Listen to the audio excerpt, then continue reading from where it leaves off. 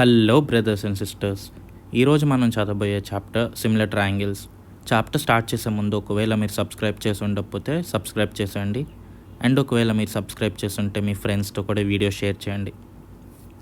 So first మనం కొన్ని basic definitions గురించి చదువుదాం.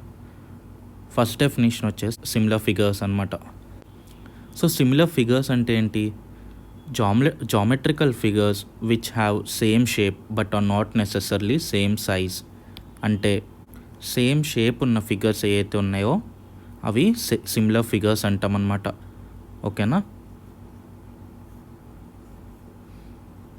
సో ఇవి కొన్ని ఎగ్జాంపుల్స్. సో అన్ని ట్రయాంగిల్స్ ఏవైతే ఉన్నాయో అవి సిమిలర్ ఫిగర్స్. దాని తర్వాత స్క్వేర్స్ ఏవైతే ఉన్నాయో అవన్నీ సిమిలర్ ఫిగర్స్. సో అలాగా. ఓకేనా? నెక్స్ట్ థింగ్ వచ్చేసి రెగ్యులర్ పాలిగాన్. అన్ని యాంగిల్స్ అండ్ అన్ని సైడ్స్ సేమ్ ఆర్ ఈక్వల్ ఉన్నాయనుకోండి, అప్పుడు దాన్ని రెగ్యులర్ పాలిగాన్ అంటాం. ఫస్ట్ పాలిగాన్ అంటే ఏంటి? పాలిగాన్ వచ్చేసి గ్రీక్లో పాలిగాన్ అంటే మెనీ యాంగిల్స్ అన్నట్టు. ఓకేనా? సో ఒక ఫిగర్ ఏదైతే ఉందో అది పాలిగాన్ అవ్వాలంటే దానికి ఉండే కండిషన్స్ ఏంటంటే అది 2 డైమెన్షనల్ అయి ఉండాలి అండ్ దాన్ని స్ట్రైట్ లైన్స్ యూజ్ చేసి కన్స్ట్రక్ట్ చేసి ఉండాలి. సో ఇప్పుడు మీకు కొన్ని ఎగ్జాంపుల్స్ చూపిస్తాను. స్క్వేర్ వచ్చేసి ఒక పాలిగాన్. ఎందుకు? ఇది స్ట్రైట్ లైన్స్తో కన్స్ట్రక్ట్ చేసాం అండ్ ఇది ఒక 2 డైమెన్షనల్ ఫిగర్. సో ఒక ఓవెల్ షేప్ తీసుకున్నాం అనుకోండి, ఇది పాలిగానా? కాదు. ఎందుకు? దీంట్లో స్ట్రైట్ లైన్స్ వాడలేదు మనం. ఇలా కాకుండా ఒక క్యూబ్ తీసుకున్నాం అనుకోండి, ఇది పాలిగానా? కాదు. ఎందుకు అంటే ఇది 3 డైమెన్షనల్ ఫిగర్ కాబట్టి. ఓకేనా? సో పాలిగాన్ అవ్వాలంటే దానికి ఉండే కండిషన్స్ ఏంటంటే 2 డైమెన్షనల్ అయి ఉండాలి అండ్ స్ట్రైట్ లైన్స్ అయి ఉండాలి. ఒకవేళ all angles and sides equal ఉంటే అప్పుడు దాన్ని రెగ్యులర్ పాలిగాన్ అంటాం. ఓకేనా? సో ఇప్పుడు మనం ఒక స్క్వేర్ తీసుకున్నాం అనుకోండి, దాంట్లో అన్ని యాంగిల్స్ వచ్చి 90 డిగ్రీసే అండ్ స్క్వేర్లో ఆల్ సైడ్స్ ఈక్వల్ కాబట్టి ఇది ఒక రెగ్యులర్ పాలిగాన్ అనమాట. ఓకేనా? నెక్స్ట్ థింగ్ వచ్చేసి స్కేల్ ఫ్యాక్టర్. స్కేల్ ఫ్యాక్టర్ యొక్క యూజ్ ఏంటి? సపోజ్ మీరు ఒక మ్యాప్ ఏమైనా చూసుంటే మన ఇండియాని ఒక పేజ్ మీద రిప్రజెంట్ చేస్తారనమాట. సో ఒక పేజ్ మీద రిప్రజెంట్ చేస్తాం, ఎలా కుదిరింది వాళ్ళకి? ఇది స్కేల్ ఫ్యాక్టర్ యూజ్ చేసి రిప్రజెంట్ చేస్తారు. అంటే మీరు ఒక బ్లూ ప్రింట్ చూసుకున్నా, ఒక బిల్డింగ్ యొక్క బ్లూ ప్రింట్ చూసుకున్నా, అది కన్స్ట్రక్ట్ చేసే ముందు ఒక పేపర్ మీద డ్రా చేస్తారనమాట. ఆ బిల్డింగ్ని ఎలా ఉండాలి, పిల్లర్స్ ఉండాలి, ఎక్కడ విండోస్ ఉండాలి, ఏంటి అనేది ఒక పేపర్ మీద డ్రా చేస్తారు. సో అంత లార్జ్ ఫిగర్ని ఒక పేపర్ మీద ఎలా డ్రా చేయగలిగారు? ఇదే స్కేల్ ఫ్యాక్టర్ యూస్ చేసి డ్రా చేస్తామన్నమాట. అంటే K = మనం రిప్రజెంట్ చేసిన లెంత్ ఏదైతే ఉందో అది డివైడెడ్ బై ఒరిజినల్ లెంత్ అనమాట. ఓకేనా? సో నేను మీకు ఒక ఎగ్జాంపుల్ చెప్తా. సపోజ్ మీరు ఉండే ఏరియా యొక్క లెంత్ వచ్చేసి 100 కిలోమీటర్స్ అనుకుందాం. ఓకేనా? అండ్ నేను దాన్ని 1 కిలోమీటర్ పేపర్ మీద రిప్రజెంట్ చేస్తానికి ట్రై చేశాను. సపోజ్ అనుకోండి 1 కిలోమీటర్ పేపర్ మీద రిప్రజెంట్ చేస్తానికి ట్రై చేశాను. సో అప్పుడేమైంది? K = మనం రిప్రజెంట్ చేసింది డివైడెడ్ బై 100 అనమాట. So K = 0.01. అయితే <1 ఉంది కాబట్టి నేను దీన్ని డిమినిష్ చేశాను అనమాట. అంటే ఉన్న లెంత్ కన్నా తక్కువలో డ్రా చేశాను. సపోజ్ మీ దగ్గర ఒక యాపిల్ ఉంది, దాని యొక్క లెంత్ 20 సెంటీమీటర్స్ అనుకోండి. సపోజ్ దీన్ని తీసుకెళ్ళి 1 మీటర్ అంటే 100 సెంటీమీటర్స్ ఉన్న ఒక పేపర్ మీద డ్రా చేశారనుకోండి, అప్పుడు K ఏమైంది? K వచ్చేసి 100 డివైడెడ్ బై 20 = 5. అంటే దీన్ని 5 టైమ్స్ ఎన్లార్జ్ చేసామన్నమాట. ఓకేనా? నెక్స్ట్ థింగ్ వచ్చేసి కాంగ్రుయెంట్ ఫిగర్స్. కాంగ్రుయెంట్ ఫిగర్స్ ఏంటంటే సేమ్ షేప్, లెంత్, యాంగిల్స్ అన్నీ సేమ్ ఉంటే దాన్ని కాంగ్రుయెంట్ ఫిగర్స్ అంటాం. సో సపోజ్ ఒక ట్రయాంగిల్ యొక్క సైడ్స్ ABC అనుకోండి అండ్ ఇంకో ట్రయాంగిల్ యొక్క సైడ్స్ BAC అనుకోండి అండ్ యాంగిల్స్ సేమ్ అయితే అప్పుడు ఇది కాంగ్రుయెంట్ ఫిగర్. జస్ట్ దీన్ని కొంచెం రొటేట్ చేసామన్నమాట. సో రొటేట్ చేస్తాం వల్ల B ఇక్కడ వచ్చింది, B ఇట్లా వచ్చింది, A ఇక్కడ వచ్చింది, C ఇక్కడ వచ్చింది జస్ట్. సో ఈ 2 కాంగ్రుయెంట్ ఫిగర్సే. అంటే సేమ్ షేప్ అయి ఉండాలి, సేమ్ లెంత్లు అయి ఉండాలి, సేమ్ సైజ్ అయి ఉండాలి, అన్నీ సేమ్ అయి ఉండాలి, అప్పుడు దాన్ని కాంగ్రుయెంట్ ఫిగర్స్ అంటాం. So all congruent figures are similar figures but not all similar figures are congruent figures. ఓకేనా? సో ఇక్కడ ఇంకో కండిషన్ ఏమొచ్చిందంటే సేమ్ సైజ్ అయి ఉండాలి. బట్ సిమిలర్ ఫిగర్స్లో ఏముంది, సేమ్ ఫిగర్ అయి ఉంటే చాలు, అంటే సేమ్ షేప్ అయి ఉంటే చాలు. ఓకేనా. నెక్స్ట్ థింగ్ వచ్చేసరికి థీరమ్స్. సిమిలర్ ట్రయాంగిల్స్లో మీకు మోస్ట్లీ వచ్చే ఇంపార్టెంట్ క్వశ్చన్స్ థీరమ్స్ నుంచే ఉంటాయి. అండ్ అవి 4 మార్క్స్ ఆర్ 8 మార్క్స్ క్వశ్చన్గా రావచ్చు. అండ్ మీకు మొత్తం మీద 9 థీరమ్స్ ఉన్నాయి. అండ్ ఇవి బట్టి కొట్టాల్సిన అవసరం కూడా లేదు, చాలా సింపుల్గా ఉంటాయి. సో ఫస్ట్ థీరం వచ్చేసరికి బేసిక్ ప్రొపోర్షనాలిటీ థీరం. సో పేరులోనే మీకు కనిపిస్తుంది ప్రొపోర్షనల్ అని. ప్రొపోర్షనల్ అంటే రేషియోలు ఏవైతే ఉన్నాయో సేమ్ ఉంటాయి అని.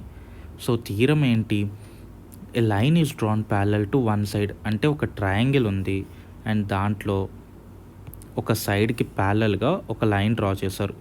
లైన్ డ్రా చేస్తే అతను ఏమంటున్నాడంటే ఈ లైన్ ఏదైతే ఉందో ఇది ఈక్వల్ రేషియోస్గా డివైడ్ చేస్తుంది అంటున్నాడు ట్రయాంగిల్ని. ఓకేనా. సో ఇది ఎలా ప్రూవ్ చేయాలి, ఫస్ట్ థింగ్ మీరు ఆన్సర్ రాసేటప్పుడు గివెన్ అనేది రాయండి. గివెన్ ఏమిచ్చాడంటే ఒక ట్రయాంగిల్. సో ట్రయాంగిల్ ఏదైతే ఉందో ఏబిసి అనుకోండి. In a triangle DE is parallel to BC which intersects AB at D and BC at E అనమాట. ఓకేనా. సో ఇక్కడ చూసుకుంటే మీరు లైన్ ఏదైతే ఉందో డిఈ ప్యారలల్గా డ్రా చేసాం దేనికి, బీసీకి. సో అదే రాసాం ట్రయాంగిల్లో DE parallel to BC which intersects AB ఏదైతే ఉందో దాన్ని డి దగ్గర ఇంటర్సెక్ట్ అవుతుంది. ఓకేనా. So at D and AC ఏదైతే ఉందో ఈ దగ్గర ఇంటర్సెక్ట్ అవుతుంది. So and at E respectively, అంటే ఏబిని డి దగ్గర అండ్ ఏసీని ఈ దగ్గర అన్నట్టు. ఓకేనా. దాని తర్వాత ఏం ప్రూవ్ చేయాలి అనేది రాస్తాం. ఏం ప్రూవ్ చేయాలి అంటే మనం AD by DB equal to AE by EC అనేది ప్రూవ్ చేయాలి, అంతే కదా. సో దీనికి కావాల్సిన చిన్న కన్స్ట్రక్షన్ ఉంటుంది. అది ఏం కన్స్ట్రక్ట్ చేస్తున్నాం అనేది ఎగ్జామినర్కి చెప్పాలి. సో అందుకే నెక్స్ట్ పాయింట్ కన్స్ట్రక్షన్లో మనం ఏం చేస్తామంటే బి ఏదైతే ఉందో ఈతో జాయిన్ చేస్తున్నాం అండ్ సి ఏదైతే ఉందో దాన్ని డితో జాయిన్ చేస్తున్నాం. ఓకేనా. సో మీరు ట్రయాంగిల్ ఎలా ఉంటుంది, ఇట్లా ఉంటుంది అండ్ ఇట్లా ఉంటుంది. మీరు గుర్తు చేసుకోవాలి. మీకు ఒకవేళ ఏం కన్స్ట్రక్ట్ చేయాలని గుర్తులేదు అనుకోండి. సో ఈ ట్రయాంగిల్ గీసిన తర్వాత బీని ఈతో జాయిన్ చేసాం, సిని డితో జాయిన్ చేసాం. సో దాని తర్వాత ఈని పర్పెండిక్యులర్ ఒక డ్రా చేస్తాం అండ్ డి నుంచి ఒక పర్పెండిక్యులర్ డ్రా చేస్తాం, అంతే. ఓకేనా. సో ఇలా గుర్తు తెచ్చుకోవచ్చు. మీరు ఒకవేళ మర్చిపోయినా కూడా సింపుల్గా బి నుంచి ఈతో కనెక్ట్ చేస్తున్నాం అండ్ సి నుంచి డితో అండ్ ఈ నుంచి ఒక పర్పెండిక్యులర్, డి నుంచి ఒక పర్పెండిక్యులర్ డ్రా చేస్తున్నాం. దాని తర్వాత ప్రూఫ్ ఏం చేస్తామంటే ఫస్ట్ మనం ప్రూవ్ చేయాల్సింది ఏడి బై డిబి కదా. సో ఫస్ట్ ట్రయాంగిల్ ఏడిఈ యొక్క ఏరియా కనుక్కుందాం. ఏడిఈ ఏరియా ఏమైంది, హాఫ్ హైట్ ఇంటూ బేస్ కదా. సో ఏడి ఏదైతే ఉందో బేస్ అండ్ ఈఎన్ ఏదైతే ఉందో height. So half AD into EN అనమాట. ఫస్ట్ ఏడిఈ అయిపోయింది కాబట్టి ఇప్పుడు మనం కనుక్కోవాల్సింది ఏంటి, ఏడి బై బీడీ కనుక్కోవాలి. సో మనం కనిపించే ట్రయాంగిల్ ఏంటి, బీడిఈ తీసుకోవచ్చు కదా. ఎందుకు ఏంటి అనేది మీకు అర్థమవుతుంది. ట్రయాంగిల్ బీడిఈ ఏరియా కనుక్కుంటే హాఫ్ బీడీ ఇంటూ ఈఎన్. ఎందుకు, బీడీ ఏదైతే ఉందో అది బేస్, దాని తర్వాత ఈఎన్ ఏదైతే ఉందో అది పర్పెండిక్యులర్. సో హైట్ ఏదైతే ఉందో బిఈఎన్ఏ కాబట్టి సో హాఫ్ ఈఎన్ ఇంటూ బీడీగా రాసాం. ఓకేనా. దాని తర్వాత area of triangle ADE and BDE కనుక్కుంటున్నాం. ఓకేనా. సో దీనివల్ల ఏంటంటే మనకి ఏడి బై బీడీ ఎంతో వస్తుంది అనమాట. సో ట్రయాంగిల్ ఏడిఈ ఏరియా ఏదైతే ఉందో దాన్ని డివైడెడ్ బై బీడీ కనుక్కుంటే మనకి ఏడి బై బీడీ వచ్చేసింది. నెక్స్ట్ థింగ్ ఏంటి, ఏఈ బై ఈసీ కనుక్కోవాలి. ఏఈ బై ఈసీ కనుక్కున్నాం అనుకోండి, అప్పుడు ఈ రెండు ఈక్వలా కాదా లేదా అనేది ప్రూవ్ చేయొచ్చు. సో ఇప్పుడు ట్రయాంగిల్ ఏడిఈ కనుక్కున్నాం అనుకోండి, అప్పుడు ఏడిఈ ట్రయాంగిల్ యొక్క ఏరియా ఎంత అయింది, హాఫ్ ఏఈ ఇంటూ డిఎంగా రాయొచ్చు కదా. ఇందాక మనం ఇటు సైడ్ ఏడి కనుక్కున్నాం కాబట్టి ఏడి ఇంటూ ఈఎన్ వాడాం. బట్ ఇప్పుడు మనకు కావాల్సింది ఏంటి, ఏఈ కావాలి. సో ఇక్కడ బేస్ ఏంటి, ఏఈ అయింది కదా, base AE and perpendicular DM అనమాట, అంటే height. So half AE into డిఎంగా రాసాం. దాని తర్వాత నెక్స్ట్ థింగ్ మనం ఇంతకుముందు బీడిఈ కనుక్కున్నాం, ఇప్పుడు మనకు కావాల్సింది ఏంటి, ఈసీ. సో ట్రయాంగిల్ సిడిఈది కనుక్కుందాం. సిడిఈది ఏమైద్దప్పుడు హాఫ్, మన పర్పెండిక్యులర్ ఏంటి డిఎం, దాని తర్వాత మన బేస్ ఏంటి EC. So half EC into DM అనమాట. సో మీరు ట్రయాంగిల్ యొక్క ఏరియా కనుక్కోవాలనుకుంటుంటే హాఫ్ బేస్ ఇంటూ హైట్ వేస్తాం. సో హైట్ ఏదైతే ఉందో అది పర్పెండిక్యులర్ అండ్ బేస్ ఏదైతే ఉందో బీసీ అనమాట. ఇక్కడ పర్పెండిక్యులర్ ఏంటి ఏడి అనుకోండి. So AD into BC by 2 అంటాం. సో అలాగే ఇక్కడ కూడా బేస్ ఏదైతే ఉందో ఈసీ అనేది మన బేస్ అండ్ పర్పెండిక్యులర్ డిఎం అనమాట. So half EC into DM వేసాం. అండ్ ఇందాక కనుక్కున్నట్టు ఏడిఈ బై బీడిఈ చేసినప్పుడు ఇప్పుడు ఏడిఈ బై సిడిఈ చేద్దాం. అప్పుడు మనకి ఏఈ బై ఈసీ వస్తుంది కదా. సో మనం ప్రూవ్ చేయాల్సింది ఏంటంటే ఏడీ by DB equal to AE by EC. And మనం చూసుకుంటే ట్రయాంగిల్ బిడిఈ అండ్ ట్రయాంగిల్ డిఈసి అయితే ఉన్నాయో ఆ రెండిటి యొక్క బేస్ ఏదైతే ఉందో సేమ్ ఉందన్నమాట కదా. బేస్ సేమ్ ఉంది అండ్ హైట్ ఏదైతే ఉన్నాయో రెండు ఈక్వల్ అనమాట.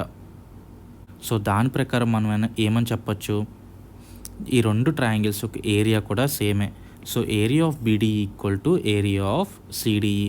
ఏరియా ఆఫ్ సిడిఈ రెండు ఈక్వల్ అయినప్పుడు ట్రయాంగిల్ బిడిఈ యొక్క area equal to area of CDE అనమాట.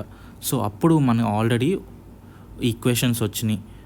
సో దీంట్లో నుంచి బీడీఈ తీసుకొచ్చి అండ్ దీంట్లో నుంచి సిడిఈ తీసుకొచ్చామనుకోండి, అప్పుడు ఏమైద్ది, బీడీఈ ఏమైద్దంటే first BDE equal to triangle AD into BD by AD. ఓకేనా. So AD into BD by AD equal to CD తీసుకొచ్చామనుకోండి ఏమైద్ది, AD into EC by AE. ఓకేనా. సో ఈ రెండు క్యాన్సిల్ అయిపోతే అప్పుడు ఏమొస్తుంది, BD by AD equal to EC by AE. So ఈ రివర్స్ చేసామనుకోండి అప్పుడు ఏమైద్ది, AD by BD equal to AE by EC అనమాట. సో హెన్స్ ప్రూవ్డ్ అని రాస్తాం. ఓకేనా. సో ఇది చాలా సింపుల్, ఏం లేదు. మనం చేయాల్సింది ఏంటంటే ఏడీ by DB equal to AE by EC అని ప్రూవ్ చేయాలి. సో అలాంటప్పుడు మనం ట్రయాంగిల్స్ ఫామ్ చేస్తాం, వాటి యొక్క ఏరియా సేమ్ అని చూపిస్తాం. దాని ప్రకారంగా ఈ కూడా సేమ్ అవుతాయని చూపిస్తాం అనమాట. ఓకేనా. Next theorem 2. థీరమ్ 2లో ఏమంటున్నాడంటే, if a line divides two sides of a triangle in same ratio then the line is parallel to the third side అంటున్నాడు. అంటే తేల్స్ థీరంలో ఏమన్నాడు, దాని యొక్క రివర్సే చెప్తున్నాడు అనమాట. ఓకేనా. సో ఇక్కడ మనం ఏమనుకున్నామంటే డిఈ అనేది ఏదైతే ఉందో అది ఈక్వల్ రేషియోలో డివైడ్ చేస్తుంది, బట్ అది ప్యారలల్ కాదు అనుకుందాం. సో ఈ డాష్ అనేది ఏదో ఒక పాయింట్ ఉంది. సో డిఈ డాష్ దాన్ని డిఈ డాష్ ఏదైతే ఉందో అది ప్యారలల్ టు బీసీ అనుకుందాం. ఓకేనా. అప్పుడు మనకు తెలిసింది ఏంటి, గివెన్ ఏదో రాయాలి first in a triangle ABC. So మనం కన్సిడర్ చేసే ట్రయాంగిల్ పేరు ABC. DE is drawn such that AD by DB equal to AE by EC. So దాని తర్వాత మనం ప్రూవ్ చేయాల్సింది ఏంటి, DE is parallel to BC అనమాట. నెక్స్ట్ ప్రూఫ్ ఏంటంటే let us assume that DE is not parallel to BC. మనం ఏమనుకున్నాం, ఈ డాష్ అనే పాయింట్ ఒకటి డిఈ డాష్ అనే ఒక లైన్ ప్యారలల్ టు బీసీ అనుకున్నాం. అండ్ తేల్స్ థీరం ప్రకారం ఒక ప్యారలల్ లైన్ డ్రా చేస్తే అప్పుడు అది ఈక్వల్ రేషియోలో కట్ చేయాలి. సో ఏమని రాయొచ్చు, AD by DB equal to AE dash by E dash C అయింది కదా. దాని తర్వాత మనకు ఆల్రెడీ వాడు ఏమన్నాడు, AD by DB equal to AE by EC అన్నాడు కదా. అప్పుడు ఏడీ బై డిబిని ఏఈ బై ఈసీతో సబ్స్టిట్యూట్ చేద్దాం. అప్పుడు ఏమైంది, AE by EC equal to AE dash by EC dash. ఇప్పుడు బోత్ సైడ్స్ 1తో యాడ్ చేద్దాం. అప్పుడు ఏమైంది, equal to AE dash plus E dash C by E dash C. So ఇక్కడ చూసుకుంటే ఇది total length of a side of a triangle అనమాట. And అవి రెండు ఈక్వల్ అవ్వాలంటే అప్పుడు ఆ పాయింట్ ఏదైతే ఉందో అది సేమ్ అయి ఉండాల్సిందే. ఓకేనా. సో అందుకే మనం ఒక లైన్ ఒక ట్రయాంగిల్ని ఈక్వల్ రేషియోస్గా కట్ చేస్తుంటే అది పక్కా ప్యారలల్ అయి ఉండాలి థర్డ్ సైడ్కి. ఓకేనా. సో ఇది థీరమ్ 2. ఇక్కడితో పార్ట్ 1 ఎండ్ చేద్దాం. అండ్ మిగిలిన 7 థీరమ్స్ ఏ ఉన్నాయో అవి సెకండ్ పార్ట్లో చూద్దాం. ఓకేనా. ఒకవేళ మీకు ఈ వీడియో నచ్చుంటే లైక్ చేయండి, ఏమైనా డౌట్స్ ఉంటే కమెంట్ చేయండి, అండ్ సబ్స్క్రైబ్ చేస్తాం మాత్రం మర్చిపోమాకండి. Thank you.